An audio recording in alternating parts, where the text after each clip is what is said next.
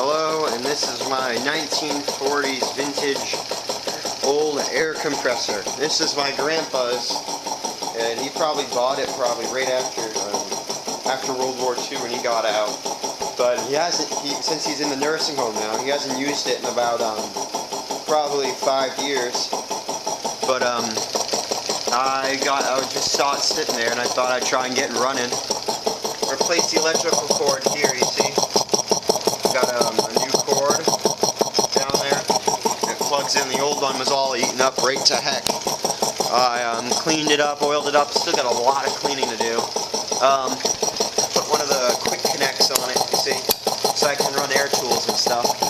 And right now what I'm working on is the automatic shut-off, which is right back here. The mechanism's pretty frozen, so I got to get that working again. But this thing just makes the most peculiar sound. You hear that? That's where the air gets sucked in right there. And it makes just the neatest sound. It sounds like a locomotive almost. It's pumping up right now. It's got about 35 pounds of pressure in it. And it holds air. It's got one small leak on the bottom of the tank, right about here, the lowest part. So the condensation probably all accumulated there and rusted through. So I'm going to have to spot weld that. But it works great. See, this is the older type motor. It's got grease cups right there on either side.